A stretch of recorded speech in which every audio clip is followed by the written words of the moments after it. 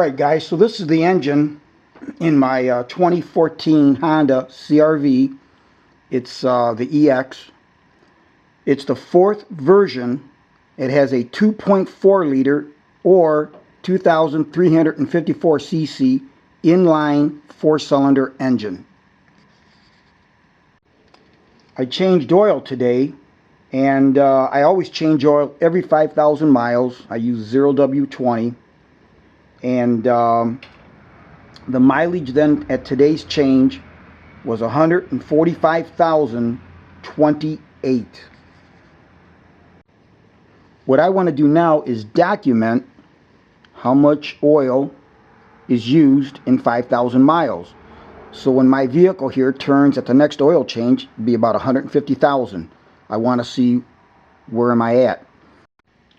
I always buy oil in these 5 U.S. quart containers.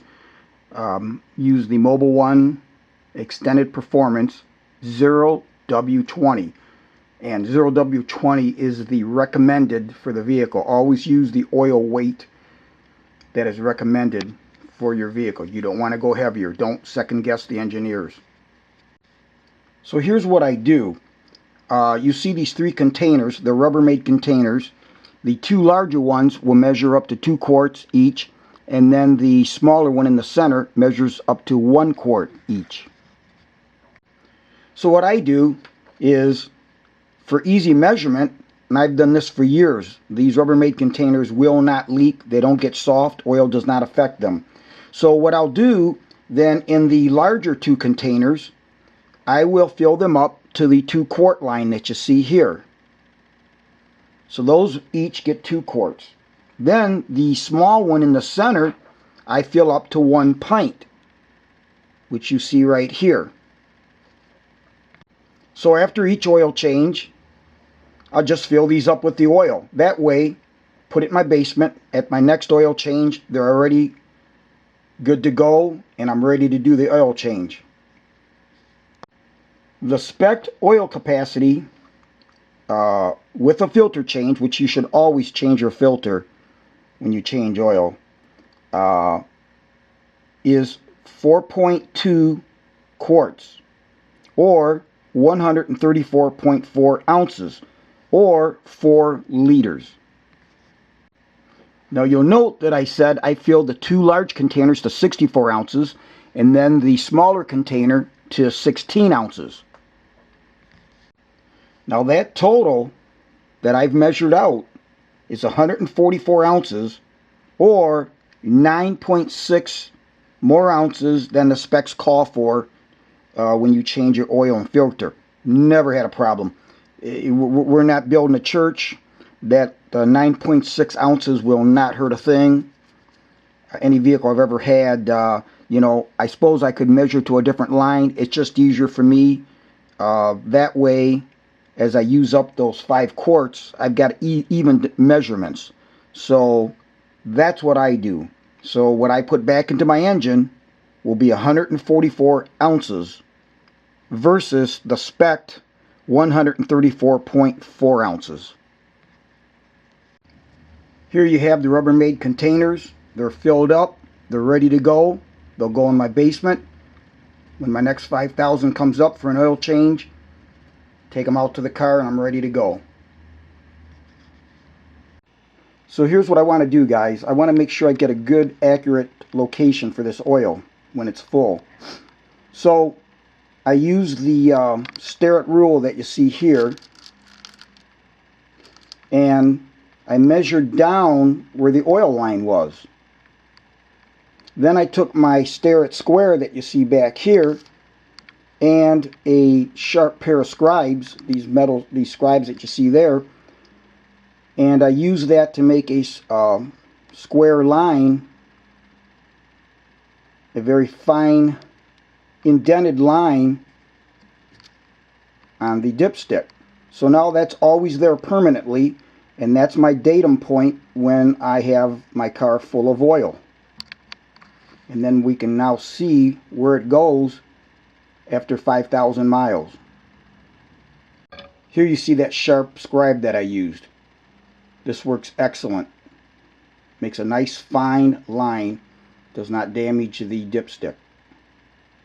And here, guys, you can see the oil right up to that line that I created. This is an excellent way to mark a dipstick on any car. Something I've been wanting to do a long time, and for this video I have to do that. So let's do a close-up. There's the oil. Let me grab my towel here. You can see it's right at that line that I created. Let me wipe it off.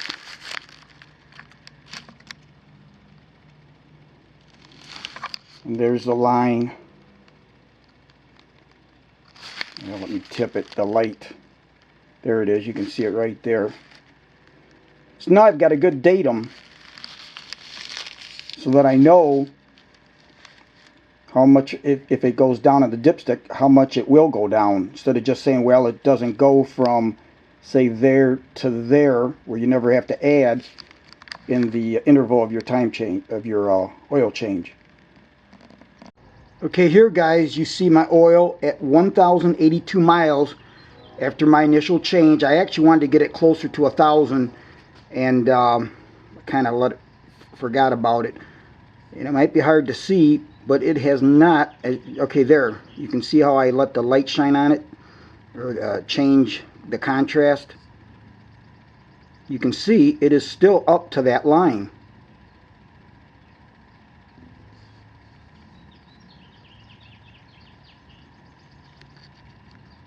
And again, this is with 1,082 miles after my oil change. And here's another view.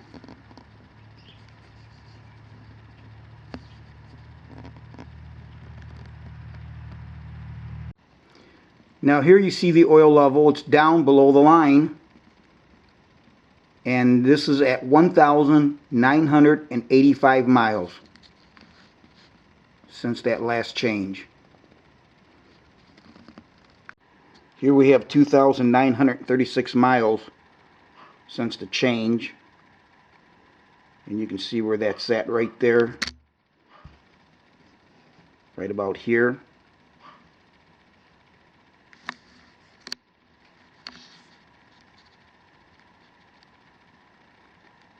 And you can see the line right there where the where it was at the change.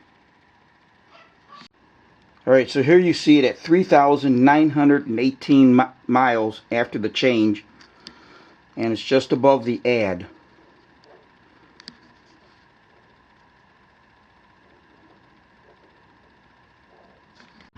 Now I did end up adding 16 ounces, or 1/2 quart, or 1 pint, when I got to about 149,289 miles, because it was getting close to the add mark, so I just added 16 ounces. Today is August 12, 2023. It's a Saturday, and my car has 149,848 miles, and being the weekend, it's going to be convenient to do this, because when it turns 150,000, it may be an inconvenient time, so this is good. We're extremely close to the 150,000 mile mark. And we're going to pull the spark plugs and also take a look at those. And as I stated, I did add 16 ounces prior to the 150,000 mile oil change. So within that 5,000 miles, I did add 16 ounces.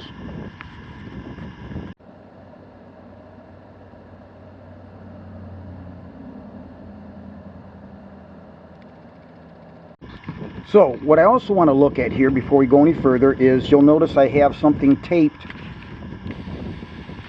here, and we're showing 1, 2, 3, 4. So what that designates is that, first off, this, as we're in front of the vehicle right now, and as we're standing in front of the vehicle, this is the right side. Even though it looks like the left side in the frame of your camera, it's always designated by you sitting in the driver's seat. So, that being the case, This is the right side of the vehicle, and this is the left side of the vehicle, just opposite of what it appears to be in this frame. So, left side or driver's side, right side or passenger side. So you'll ask, well, what are these numbers? So here you see 1, 2, 3, 4 in black, and over here you see 1, 3, 4, 2 in red. 1, 2, 3, 4 designates the order of the cylinders as dictated by the manufacturer.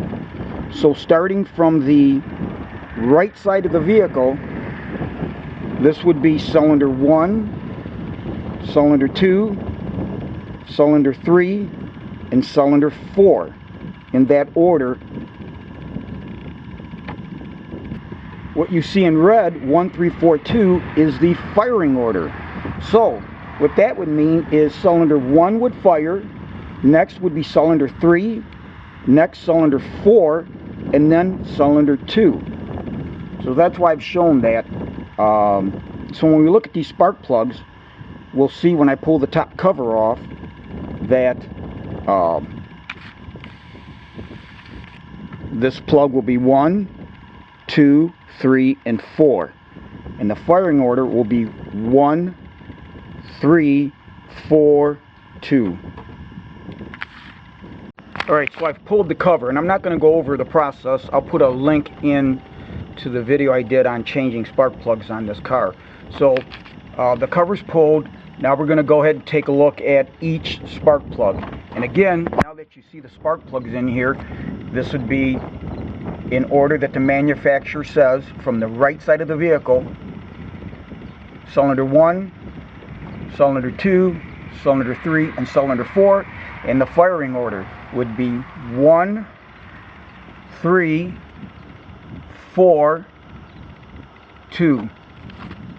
Now when it comes to the spark plugs, I always use original equipment, what they used in the vehicle.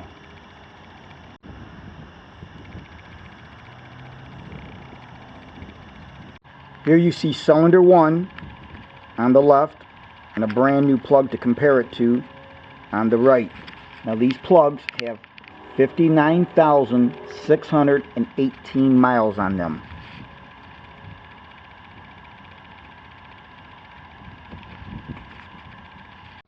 Here we see cylinder number 2 on the left, the old one, and then a brand new one we're going to install on the right.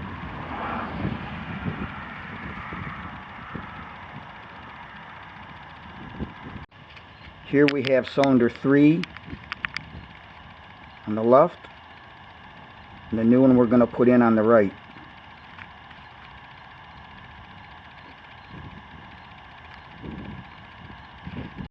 And here we have plug number 4, cylinder 4, and the new one on the right that we're going to replace it with.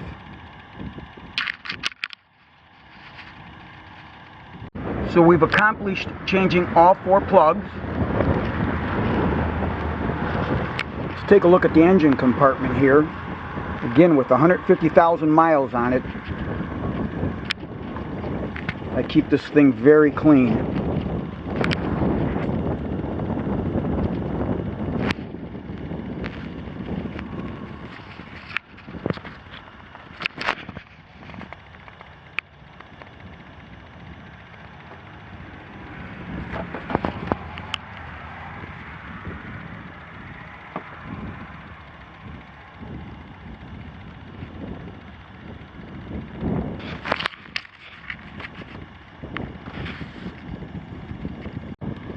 Alright, so we've got the top cover on. We are complete. Next I want to go show those 4 plugs together so we can take a look at those.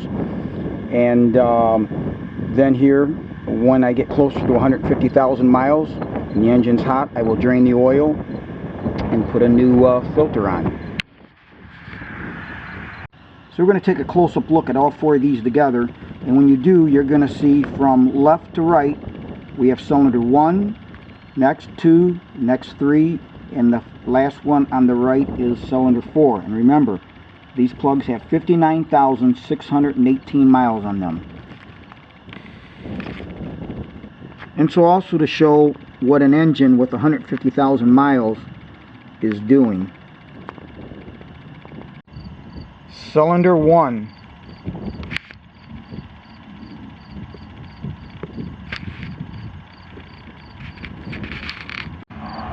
Cylinder 2.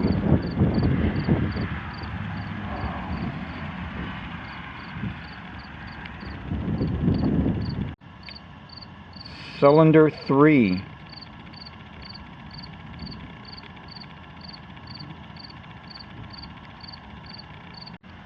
Cylinder 4.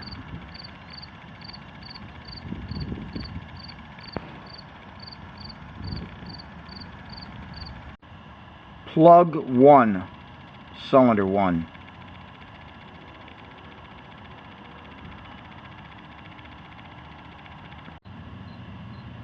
Plug 2, cylinder 2.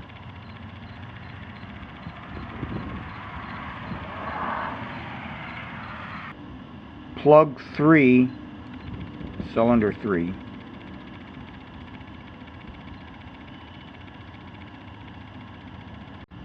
Plug 4, cylinder 4.